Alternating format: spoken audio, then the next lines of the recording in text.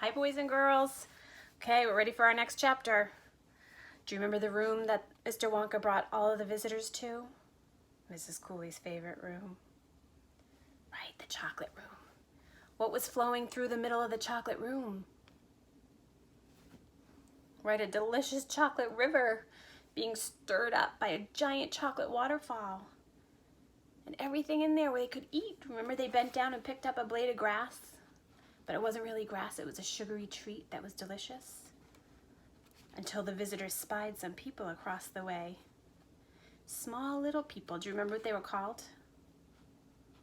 Right, they're called Oompa-Loompas. So that's where we pick up chapter 16, the Oompa-Loompas. Oompa-Loompas, everyone said at once. Oompa-Loompas! Imported directly from Loompa Land, said Mr. Wonka proudly. There is no such place, said Mrs. Salt.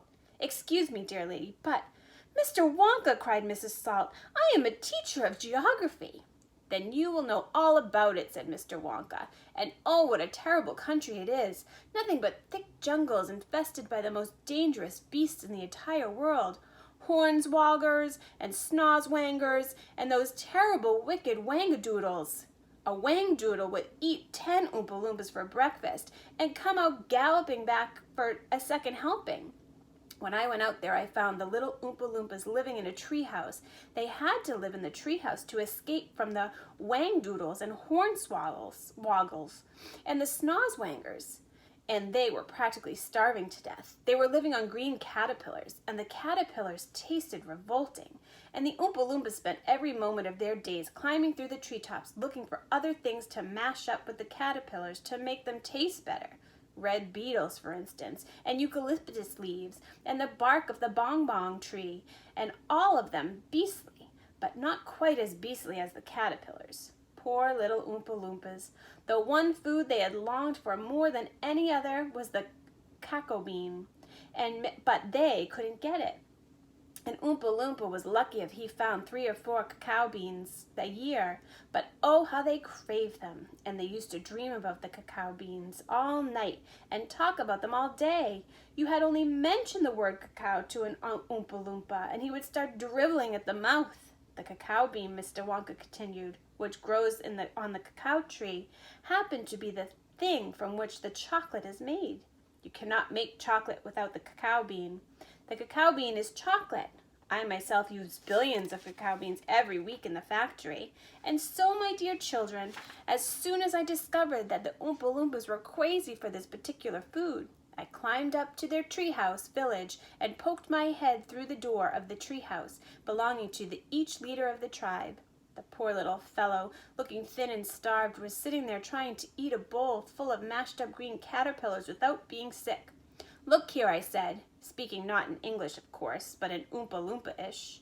Look here, if you and all your people will come back to my country and live in my factory, you can have all the cacao beans you want. I've got mountains of them in my storehouse. You can have all cacao beans for every meal. You can gorge yourself silly on them. I'll even pay your wages in cacao beans if you wish. You really mean it? Asked the Oompa-Loompa leader, leaping up from his chair. Of course I mean it, I said. You can have chocolate as well. Chocolate tastes even better than the cacao beans because it's got milk and sugar added. The little man gave a great whoop of joy and threw his bowl of mashed caterpillars right out of the treehouse window. It's a deal, he cried. Come on, let's go. So I shipped them all over here, every man, woman, and child in the Oompa-Loompa tribe. It was easy. I smuggled them over in large packing cases with holes in them, and they all got here safely. They are wonderful workers. They all speak English now. They love dancing and music. They are always making up songs. I expect you will hear a good deal of singing today from time to time. I must warn you, though, that they are rather mischievous. They like jokes. They still wear the same kind of clothes they wore in the jungle. They insist upon that. The men, as you can see for yourselves across the river, wear only deerskin. The women wear leaves, and the children wear nothing at all. The women use fresh leaves every day. Daddy, shouted Veruca Salt, the girl who got everything she wanted. Daddy, I want an Oompa-Loompa. I want you to get me an Oompa-Loompa. I want an Oompa-Loompa right away. I want to take it home with me. Go on, Daddy, get me an Oompa-Loompa.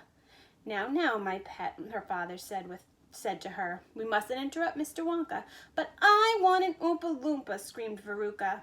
"All right, Veruca, all right, but I can't get it for you this second. Please be patient. I'll see you have one before the day is out." "Augustus!" shouted Mrs. Gloop. "Augustus, sweetheart, I don't think you had better do that." Augustus Gloop, as you might have guessed, had quietly sneaked down to the edge of the river, and he was now kneeling on the riverbank, scooping hot, melted chocolate into his mouth as fast as he could. It's my kind of kid. Those Oompa-Loompas, they're the one that run his factory. They get to eat all the chocolate and cacao beans that they ever could dream of. I guess that's what makes their factory run so well. Next time we're going to read about Augustus Gloop, the boy who's scooping the hot melted chocolate into his mouth. Chapter 17 is called Augustus Gloop Goes Up the Pipe. Uh-oh. Stay tuned. See you next time.